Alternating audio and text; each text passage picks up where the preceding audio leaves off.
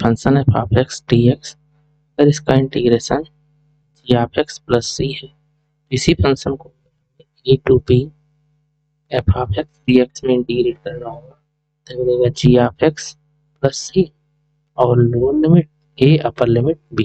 Limit को apply हम लोग करें तो बनेगा g of b plus c minus g of a plus c, तो माइनस साइन को मल्टीप्लाई करें तो जी of b plus c minus g of a minus c, c खत्म हो जाएगा यहाँ से, तो आएगा g of b minus g of, integration a to b f of x d x. Integration में हम लोग देख रहे हैं कि जो हमारे पास आर्बिट्रेरी कांस्टेंट है सी वो नहीं है, ठीक है ना, देयर इज नो सी, ठीक है, सी नहीं है। सी नहीं होने की वजह से इस इंटीग्रेशन को हम लोग क्या कहेंगे, अब हम लोग definite integration, that is why this integration is called definite integration, definite integration, ठीक है। तो इसका नाम डेफिनेट क्यों पड़ा, इसमें आर्बिट्रेरी कांस्टेंट जो हमारे पास है वो नहीं है। अगर आर्बिट्रेरी कांस्टेंट रहेगा तो उसे हम लोग इंडेफिनिट कहेंगे, और आर्बिट्रेरी कांस्टेंट नहीं है तो इस इंटीग्रेशन को हम लोग क्या कहेंगे, डेफिनेट इंटीग्रेशन। इस डेफिनेट इंटीग्रेशन का ज्योमेट्रिकल मीनिंग क्या है उसको हम लोग समझते हैं। अगर हमारे पास कोई फंक्शन है एफ ऑफ एक्स, ठीक है, और इसका इंटीग्रेशन हमको करना है integration to b of x d x, हमको ये ध्यान रखना है कि जो ये लिमिट होती है, ये लिमिट हमारे पास जिस फंक्शन के रिस्पेक्ट पे हम लोग इंटीग्रेट करते हैं उसी की लिमिट है, तो ये ए और बी एक्स की लिमिट है, ठीक। अगर इसका इंटीग्रेशन हमको ए से बी एफ ऑफ एक्स ए से बी के बीच में करना है तो ये एक्चुअल में एक्सप्रेस क्या करता है इसको देखते हैं। मान लेते हैं हमारे पास जो फंक्शन था उसका जो ग्राफ हमने ड्रा किया, एक ग्राफ कुछ एरिया इसका अबव द एक्स एक्सिस था, कुछ एरिया हमने बना दिया बिलो द एक्स एक्सिस। अब हमको इसको इंटीग्रेशन करना है, ये हमने बना लिया कि यहाँ से ये है x इक्वल टू, और इसको हमने कह दिया ये हमारे पास है x इक्वल टू ए से बी के बीच में हमको इंटीग्रेट। इस ये जो ग्राफ हमारे पास है ये किसका ग्राफ है, y equal to f of x जो हमने फंक्शन लिया है इसी का ग्राफ है। तो ये हमारे पास देखो यहाँ से F of the x axis दिखाई दे रहा है, हमने नाम a1 दे दिया, कुछ एरिया हमारे पास बिलो द एक्सिस है, इसका नाम हमने a2 रख दिया, और यहाँ से भी कुछ एरिया हमारे पास अबव द एक्स एक्सिस है, इसको हमने a3 दे दिया। तो जो integration a to b x होता है ये दिखाता क्या है, a1 plus minus a2 plus a3, का मतलब ये क्या लिखा हुआ है, ये लिखा algebraic sum of area, algebraic sum of area, sum of area.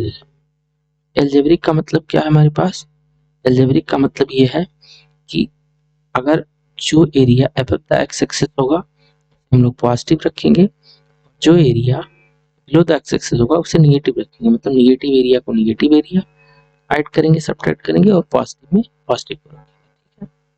तो एल्जेब्रिक सम, तो ये चीज हमको ध्यान रखना है पहला कि इंटीग्रेशन जो डेफिनेट इंटीग्रेशन होता है वो एल्जेब्रिक सम दिखाता है उस कर्व का एरिया जिसमें हमको जिस लिमिट से इंटीग्रेट करना है, ए से टू बी में इंटीग्रेट करना है, तो इसके अंदर जो कर्व के नीचे जो एरिया होगा डिफाइन होगा उन्हीं का सम हमारे पास डेफिनेट इंटीग्रेशन।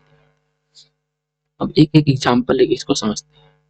पहला एग्जांपल हमने लिया integration 0 to pi by 2 sine x d x, ठीक है। पहले इसको हम लोग फार्मूले से सॉल्व करते हैं फिर ग्राफ से समझते हैं।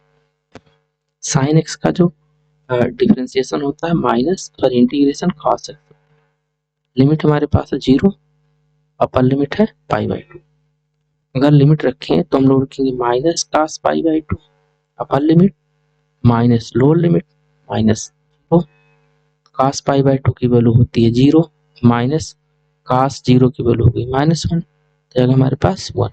इसका मतलब 0 to pi by 2 sine x d x. दूसरा एग्जाम्पल हम लोग लेते हैं, हमने लिया 0 to pi sine cos x d x ले लेते हैं। कॉस एक्स, इसको अगर हम लोग इंटीग्रेट करें तो ये हमारे पास मिलेगा साइन एक्स, कॉस का इंटीग्रेशन साइन होता है 0 to पाई, यहाँ से हम लोग अपर लिमिट रखें साइन पाई, बन जाएगा हम लोग का upper limit sine pi minus sine 0। तो साइन पाई की वैल्यू 0 होती है, साइन 0 की वैल्यू 0 होती है, तो ये 0 है।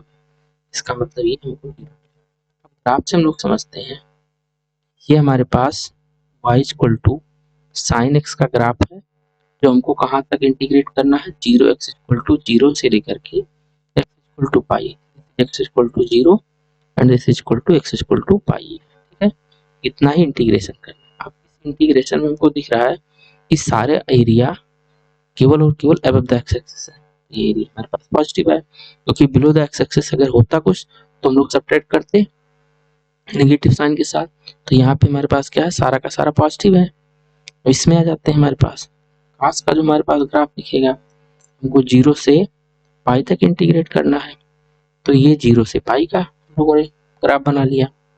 यहाँ से हमको ये दिख रहा है कि x इक्वल टू 0 ये है और x इक्वल टू पाई है। अब यहाँ पे जितना area above the x axis है उतना ही एरिया क्या है, बिलो द एक्स एक्सिस है। और पीछे हम लोगों ने ये तो कहा कि ये क्या दिखाता, एल्जेब्रिक सम दिखाता है, मतलब अगर पॉजिटिव एरिया को पॉजिटिव में रखेगा, नेगेटिव को नेगेटिव के साथ जोड़ेगा। तो इसमें क्या दिख रहा है, जितना एरिया हमारे पास, ये एरिया क्या है, पॉजिटिव है, और ये बिलो द एक्स एक्सिस है, ये एरिया हमारे पास क्या है, नेगेटिव है। इसका मतलब पॉजिटिव एरिया और नेगेटिव एरिया बराबर है, ऐड होगा तो 0 आ गया हमारे पास। ठीक है, कुछ और एग्जांपल से हम लोग समझते हैं। हमने पहला एग्जांपल लिया इंटीग्रेशन, हम लोग स्टार्ट करेंगे यहाँ से 0 पाई बाई 2 से लेकर के हम लोग चलेंगे एक बार, ये हमारे पास है पाई बाई 2 से लेकर के 2 पाई और साइन एक्स का ही हम लोग बात कर रहे हैं। तो इसको ग्राफ से हम लोग समझते हैं, ग्राफ का रिप्रेजेंटेशन क्या दिखाता है। हम लोग पहले इसको ग्राफ बना लेते हैं। साइन का जो ग्राफ बनाना हमको अब की बार पाई बाई 2 से लेकर के 2 पाई, तो ये हमारे पास है पाई बाई 2, पाई बाई 2 से हम लोग चलेंगे, पाई बाई 2 ये आ गया पाई, 3 पाई और ये 2 पाई, हम लोग यहाँ पर ये हमारे पास है x इक्वल टू 2 पाई। तो हमें बनाना है x equal to pi by 2 से लेकर के चलना है x इक्वल टू 2 पाई तक, हमको इसका एरिया फाइंड आउट करना है। अब यहाँ से हमको ये दिख रहा है कि ये इतना portion above the x axis है और बाकी ये इधर बिलो द एक्स एक्सिस है। तो अबव द एक्स एक्सिस और बिलो द एरिया ऐड होगा, और इतने से पोर्शन का एरिया जो दिखता है वो हमारे पास क्या बनेगा, यहाँ पीछे देख लेते हैं, ये हाफ पोर्शन का एरिया कितना होगा, 1 होगा। तो यहाँ से इस हाफ पोर्शन का एरिया कितना बनेगा, 1, यहाँ से यह हाफ पोर्शन का एरिया कितना बनेगा, 1, तो ये एरिया 1 होगा। इसको दो पार्ट में अगर हम लोग कट कर ले, ये एरिया 1 होगा, ये एरिया 1 होगा। अगर हम इसको जोड़ें तो above the x axis area 1 है और बिलो द एक्सिस एरिया कितना है, 2 है। तो भाई ये एरिया इतना 1 है और बिलो द एक्सिस एरिया कितना है, 2 है, तो ये एरिया हमारे पास कितना आएगा, -1 है। ठीक है, अगर इसी का इंटीग्रेशन थोड़ा सा इसी को चेंज करते हैं, हमको पाई बाई 2 से लेकर के 2 पाई का ही इंटीग्रेशन करना है, बट हमारे पास अब की बार हम लोग क्या करें, मॉड साइन एक्स कर देते हैं, मॉडुलस वैल्यू लगा देते हैं।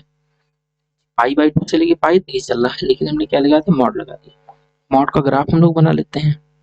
मॉड का जो ग्राफ बनेगा, जो area below the x axis होता है, देखो एक्स इक्वल टू हमको कहाँ चलना है, पाई से, पाई बाई 2 से, तो ये जो एरिया हमारे पास है, इतना एरिया पाई बाई 2 से पाई तक, इसमें तो कोई चेंज नहीं होगा, बस मॉडुलस फंक्शन क्या करेगा, जो एरिया है बिलो द एक्स एक्सिस था उसको उठा करके क्या कर देगा, अबव द एक्स एक्सिस कर देगा, ये कुछ इस तरीके से। तो ये हमारे पास था x equal to pi by 2 और ये था कि हमारे पास x इक्वल टू 2 पाई। अब इसमें अगर हम लोग देखें, इतने का पोर्शन एरिया हमारे पास कितना होगा, 1। यहाँ से अगर इसको दो पार्ट में कट कर दें तो ये 1, ये 1। अब सारा एरिया हमारे पास क्या है, अबव द एक्स एक्सिस है, तो 1 + 1 +1, तो कितना आ जाएगा हमारे पास 3 आ जाएगा। तो ये हमारे पास ग्राफिकल रिप्रेजेंटेशन दिखाता है हमारे पास जो एरिया दिखेगा तो क्या होगा, अलजेब्रिक सम होगा। ये ध्यान रखना है हमको, निगेटिव एरिया को निगेटिव में हम लोग रखेंगे, पॉजिटिव एरिया को हम लोग पॉजिटिव में। यहाँ से ग्राफ से उम्मीद है समझ में आया होगा। हम लोगों ने π/2 से 2π sin x dx किया, ये एरिया हमारे पास माइनस, हमने मॉडुलस लगा दिया π/2 से 2π मॉड sin x dx, ये एरिया हमारे पास 3 आया। अगर हम लोग तीसरे में ही देखें कि इंटीग्रेशन π/2 से लेकर के 2π sin x dx, अब हम लोग बाहर मॉड लगा लेते हैं, इसका एरिया कितना आ जाएगा, मॉड -1, इसका मतलब ये बन जाएगा पॉजिटिव। तो यहाँ से हम लोगों ने एक कंक्लूजन ये निकाला, जो भी हमारे पास फंक्शन था, अगर किसी फंक्शन का integration a to b f(x) dx a से b में करना है, इस फंक्शन का जो एरिया होता है वो हमेशा कम होता है a to b f(x) dx, बाहर मॉड लगा दी हमने, और इसका एरिया कम होता है किससे, a to b f(x) का मॉड लगाया dx। यहाँ से देख सकते हैं हम लोग कि ये हमारे पास विदाउट मॉड था, तो इसका एरिया -1 आया, हमने बाहर मॉड लगा दिया तो ये +1 बना दिया, और फंक्शन पे मॉड लगा दिया तो 3 बना दिया। इसका मतलब सबसे कम एरिया हमारे पास विदाउट मॉड का है, उससे होल मॉड पे है, और उससे बड़ा एरिया हमारे पास फंक्शन के मॉडुलस पे है। यहाँ से एक कंक्लूजन ये हम लोगों ने निकाला, a to b f(x) dx का जो एरिया होगा always less than a to b f(x) dx, ये always less than a to b mod f(x) dx। अच्छा, अब यहाँ से इनक्वालिटी पे भी बात कर लेते हैं। अगर यही एरिया हमको निकालना होता 0 to π/2 sin x dx, ये एरिया बनाता। अगर इसी को हम कह दें 0 से π/2 sin x dx, बाहर मॉड लगा दें तो ये भी बनाएगा। अगर इसी पे हम लोग कर दें 0 से π/2 mod sin x dx, ये भी हमारे पास क्या आएगा, बनाएगा। इसका मतलब यहाँ पे हम लोग इनक्वालिटी भी लगा सकते हैं, बराबर भी हो सकता है, कम तो होगा ही होगा, और रेयर केस में कभी कभी बराबर भी हो सकता है। पहला कंक्लूजन ये आया कि जो हम लोगों ने एप्लीकेशन ज्योमेट्रिकल मीनिंग से कंक्लूजन ये निकाला कि किसी भी फंक्शन का area a to b f(x) सबसे कम होता है होल मॉड के, और उससे कम होता है मतलब फंक्शन के मॉड से। तो जो फंक्शनल, अगर हमने मॉडुलस फंक्शन पे लगा दिया तो उसका एरिया क्या होगा, सबसे ज्यादा होगा। एक कंक्लूजन यहाँ से। अब इसी को हम लोग ज्योमेट्रिकल मीनिंग का यूज करते हुए कुछ और कंक्लूजन निकालते हैं। अभी हम लोगों ने एक एग्जांपल लिया था, integration 0 to π cos x dx का एग्जांपल। इसका एरिया हम लोगों ने क्या बताया कि इसका एरिया 0 था, ग्राफ से भी देख लेते हैं, अभी हम लोगों ने बनाया था पीछे। ये हमारे पास 0 से π, इसका एरिया हमारे पास 0 है। ये लाइन है x = 0, और ये हमारे पास लाइन क्या है, x = π।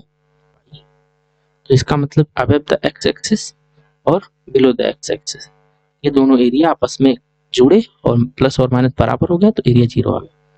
तो हम लोग इसको देख करके कंक्लूजन क्या निकाल सकते हैं कि अगर किसी फंक्शन का integration a to b f(x) dx = 0, = 0 का मतलब सम ऑफ एरिया = 0, क्या लिख सकते हैं, सम ऑफ एरिया 0 है, इज भाई यहाँ से देखो कि 0 से पाई cos x dx 0 आ रहा है, इसका मतलब above the x axis below the x axis area बराबर है। तो अगर किसी फंक्शन का इंटीग्रेशन a to b हम लोग कर रहे हैं, f(x) dx 0 आ रहा है, तो हम लोग यहाँ से कंक्लूजन क्या निकाल सकते हैं कि जो पॉजिटिव एरिया है, positive area equal to negative area, ठीक है ना। पहला कंक्लूजन यहाँ से क्या आ गया हम लोगों का कि जो अबव द x एक्सिस होगा एरिया, वही एरिया क्या होगा, बिलो द x एक्सिस। इसका मतलब पॉजिटिव एरिया जो हमारे पास होता है इसे हम लोग अबव द x एक्सिस कहते हैं, और जो नेगेटिव एरिया होता है इसे हम लोग बिलो द x एक्सिस कहते हैं। अगर एरिया सम ऑफ एरिया 0 आ रहा है तो इसका मतलब पॉजिटिव एरिया और नेगेटिव एरिया आपस में क्या होंगे, बराबर होंगे, ठीक है। और देख लेते हैं हम लोग यहाँ से, जो हमारे पास ये फंक्शन है, फंक्शन मतलब cos x है, ये जब एरिया 0 हो रहा है देखो इस इंटरवल में 0 से पाई में इसका एरिया 0 हो रहा है, इसका मतलब ये कर्व जो है एक्स एक्सिस को एक बार कट कर रहा है। बिना एक्स एक्सिस को कट किए एरिया 0 नहीं हो सकता। इसका मतलब पॉजिटिव एरिया और नेगेटिव एरिया बराबर होगा। तो ये क्या इंप्लाइज करेगा, this is possible only when, this is possible only when, जो फंक्शन है, फंक्शन मतलब F of x cross the x axis, cross the x axis at least once, cross the x axis at least once, एक बार तो जरूर वो cross करेगा। ठीक है, एक बार से ज्यादा भी हो सकता है। जैसे हम लोग देख सकते हैं कि अगर हम साइन का ग्राफ देखें, साइन फंक्शन है, ठीक है, इसको अगर हम लोग देखें तो यहां से हमारे पास y equal to sine x का ग्राफ है। और अगर हमको इंटीग्रेशन करना हुआ x इक्वल टू 0 से लेकर के ये पाई, 2 पाई, 3 पाई, 4 पाई, हमारे पास x इक्वल टू 4 पाई, ठीक है ना। तो इसमें अगर हम लोग इंटीग्रेट करें 0 से लेकर के 4 pi sine x d x, इसका एरिया 0 आएगा, क्योंकि देख सकते हो above the x axis below the x axis, ये बराबर होगा above the x axis below the x axis. अब ये साइन, इसमें एरिया 0 आ रहा है, इसका मतलब above the x axis area equal to below the x axis, मतलब positive area equal to negative area, तो श्योर है। अब यहाँ से और हम लोग बात कर लेते हैं कि जो एक ग्राफ है साइन एक्स का ग्राफ है, वो एक्स एक्सिस को एक बार कट किया है, यहाँ पे 2 बार और 3 बार, मतलब हम लोग कह सकते हैं कि एरिया 0 हुआ तो ये ग्राफ जो है एक्स एक्सिस को 3 बार कट किया, तो वही हमने लिखा है cross x axis at least one, एक बार तो क्रॉस करेगा। यहाँ से देख सकते एक बार क्रॉस किया, लेकिन इसमें क्या है 3 बार क्रॉस किया, एक बार से ज्यादा भी हो सकता है। अच्छा, हम लोग रूट थ्योरी में ये पढ़ते हैं कि कोई भी कर्व एक्स एक्सिस को जितनी बार क्रॉस करता है उतने उसके नंबर ऑफ रूट होते हैं। इसका मतलब ये एक्स एक्सिस को 3 बार क्रॉस किया है, तो हम लोग कह सकते हैं कि जो साइन एक्स है, साइन एक्स हैज 3 रूट, ठीक है ना, 3 रूट बिटवीन 0 टू 4 पाई, 4 पाई के बीच में, 0 से 4 पाई के बीच में साइन एक्स के 3 रूट हैं, मतलब नंबर ऑफ रूट क्या होता है, जितनी बार वो एक्स एक्सिस को क्रॉस करता है। तो यहाँ से हम लोग कंक्लूजन क्या निकाल सकते हैं, रूट थ्योरी ये कहती है, हमने ये कहा कि ये पॉसिबल कब होगा, जब फंक्शन एक्स एक्सिस को एक बार क्रॉस करेगा, तो इसका मतलब कम से कम एक रूट तो होगा, एक बार क्रॉस करा तो एक रूट, 3 बार क्रॉस करा तो 3 रूट। यहाँ से हम लोग कह सकते हैं कि function f of x has at least one root, ठीक है ना, one root between a to b. तो यहाँ से हमारा कंक्लूजन क्या आया कि अगर किसी भी फंक्शन का एरिया 0 है तो पहला कंक्लूजन ये आ गया कि पॉजिटिव एरिया और नेगेटिव एरिया बराबर होगा। दूसरा कंक्लूजन ये आया कि फंक्शन जो होगा एक्स एक्सिस को कम से कम एक बार क्रॉस करेगा। तीसरा कंक्लूजन ये हुआ कि जो फंक्शन होगा उसके पास कम से कम एक रूट उस ए से बी के बीच में जरूर होगा। इसमें देख सकते हो इस कास के पास 0 से पाई के बीच में एक रूट है, इस फंक्शन साइन के पास 0 से 4 पाई के बीच में 3 रूट है, क्योंकि 3 बार क्रॉस करा तो उसके पास 3 रूट हुआ, ये एक बार क्रॉस करा तो उसके बाद एक रूट हुआ, लेकिन ये फंक्शन अभी हमको पता नहीं कौन सा है। तो अगर हमें फंक्शन पता होता तो हम लोग ये डिफाइन कर लेते कि हाँ कितनी बार क्रॉस करेगा। तो हम लोगों ने इन दोनों के बेसिस पे कंक्लूजन निकाला है कि कम से कम एक रूट तो एग्जिस्टेंस होगा ही होगा। ठीक, अब आगे बढ़ लेते हैं। तो ये जो हम लोगों ने sum of area, negative area equal to positive area, इसको थोड़ा सा और रिडिफाइन करते हैं हम लोग। अभी हमने ये कहा एक ग्राफ बना लेते हैं, हमने ये बनाया एक फंक्शन है और उस फंक्शन को हमें x इक्वल टू ए से लेकर के ये मान लेते हैं x इक्वल टू ए है और हमें x इक्वल टू बी तक उसको इंटीग्रेट करना है, x इक्वल टू बी तक इंटीग्रेट करना है। ये हमारे पास ग्राफ है। अब इसमें देखिए मान लेते हैं ये जो एरिया है ये एबव द एक्स एक्सिस ये 3 है और below the x axis area क्या है वो भी हमारे पास 3 है। तो यहाँ से हम लोगों को देखा कि above the x axis area, above the x axis मतलब पॉजिटिव एरिया ऐसे कह दें, positive area equal to negative area. इसका मतलब सम ऑफ एरिया कितना होगा, sum of area equal to 0 होगा। इसका मतलब फंक्शन जो होगा ए से बी में F of x d x 0 बना देगा। लेकिन यहाँ पे ये देखो फंक्शन कट ही नहीं कर रहा है, ये फंक्शन एक्स एक्सिस को कट ही नहीं किया। अगर कट करेगा तभी तो रूट एग्जिस्ट करेगा, लेकिन इसमें तो फंक्शन एक्स एक्सिस को कट नहीं कर रहा है। तो यहाँ से हम लोग कह सकते हैं कि ये जो हमारे पास है function f of x do not cross x axis, वो क्रॉस ही नहीं कर रहा है। अगर वो एक्स एक्सिस क्रॉस नहीं करेगा तो कोई रूट नहीं होगा। तो there is no root, there is no root.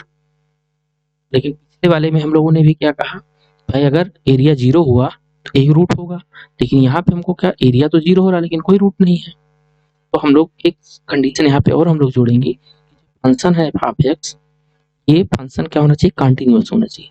मतलब अगर हमें रूट थ्योरी को अप्लाई करना है कि रूट एग्जिस्ट करेगा तो फंक्शन को कंटिन्यूअस होना जरूरी है। यहाँ से हम लोग लिखेंगे root theory is applicable only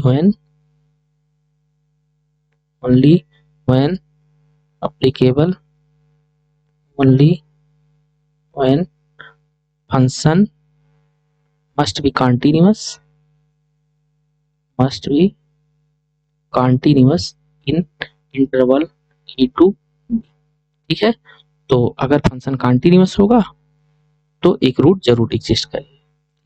थोड़ा सा और आगे बढ़ते हैं हम लोग नेक्स्ट पॉइंट पे। अगला पॉइंट ये हमारे पास, अगर हमारे पास कोई फंक्शन है a to b f of x d x, ये क्या इंटीग्रेशन ये हमेशा होगा, इसको देख लेते हैं। हमने ले लिया एक इंटीग्रेशन π/4 से लेकर के 3π/4 tan x dx, क्या ये पॉसिबल है? ये जवाब होगा नॉट पॉसिबल, ये इंटीग्रेशन पॉसिबल ही नहीं है।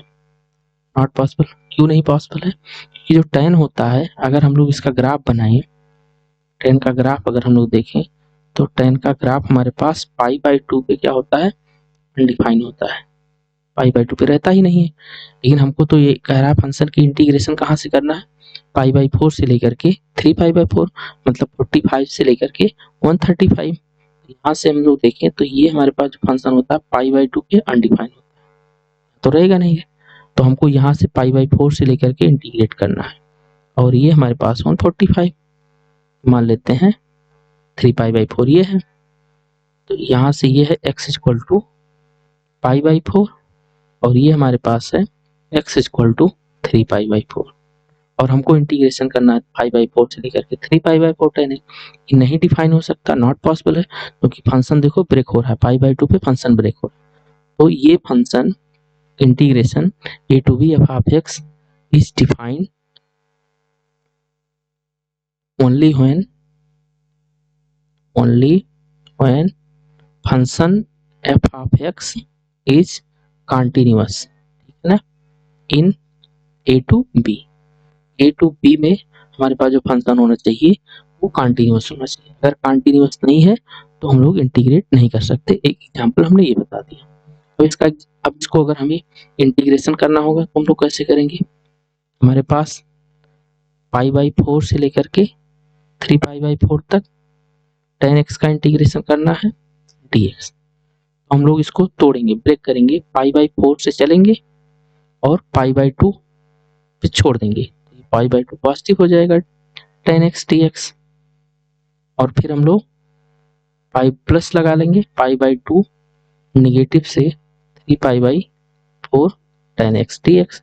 मतलब जहाँ पे हमारे पास जो फंक्शन ब्रेक हो रहा है वहाँ पे हम लोग क्या करेंगे, छोड़ देंगे, भाई π/4 से π/2 तक चलेंगे, फिर π/2 से लेकर के 3π/4 तक चलेंगे और फंक्शन को आराम से इंटीग्रेट कर सकते हैं।